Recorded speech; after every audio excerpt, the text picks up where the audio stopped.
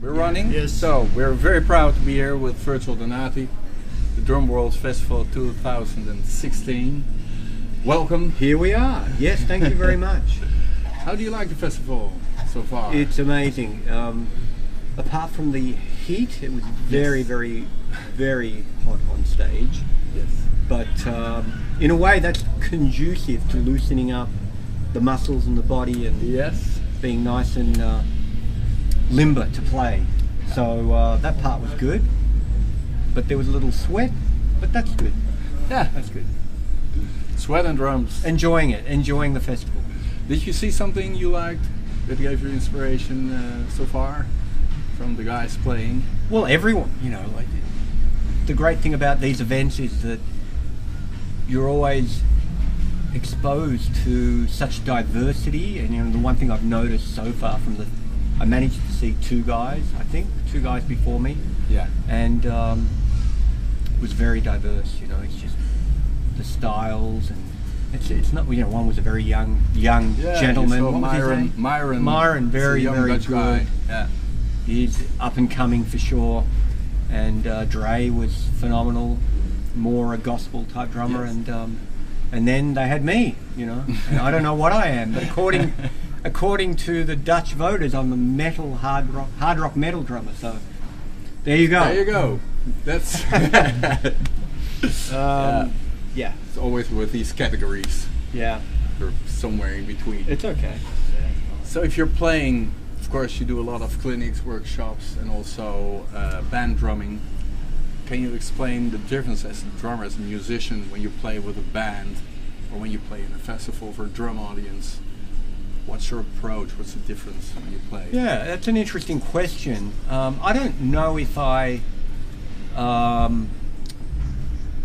intentionally approach it differently. I mean, my aim is to still get behind the drums and express myself spontaneously as I'm feeling in the moment.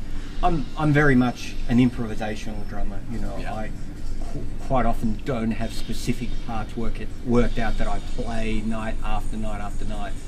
I'm always searching for a better way of doing things, you know, another way of expressing an idea, or using a concept, an idea, but then developing it further and further, getting more comfortable with it. So,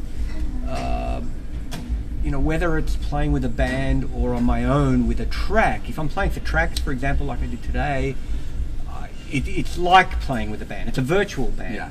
So But they don't listen even to though you. you don't have the interaction, Yeah. that performance that's recorded is already an interaction to my playing. So I just work within those parameters and make it happen somehow. Yeah. So there are differences, but in terms of my playing and my approach, it's more or less the same. Yeah. Okay. Well, I promise it will be short, so here comes the last question. Okay. So I'm just going to say a few words and hope you can react to that. If you have to choose, Oh, okay. like shuffle beat or a straight beat. Shuffle. Shuffle.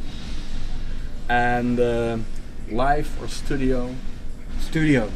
Why? Well, I'm an introvert. You know, I get Really? I'm afraid of public places. I have a fear of crowds, and so I feel more comfortable in the studio, and I love the fact that you can really refine, you can bring your best performance, Yeah. you know, to the Experiment. public. And but live is also in a way important because the spontaneity is something that can be magical also, you know, that happens. It's a one-off expression, you know, and so it's nice to have both, but I'd have to say studio as a choice overall. Okay. Pocket or chops? That's an easy one. First the pocket and then the chops. Without pocket, your chops don't mean a thing.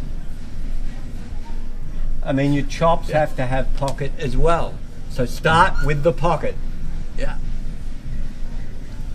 Thank you, guys. Thank you very Is that much. it? We're done? We're done. Goodbye, Ittervoort. And all of Holland, for that matter. Pleasure being here.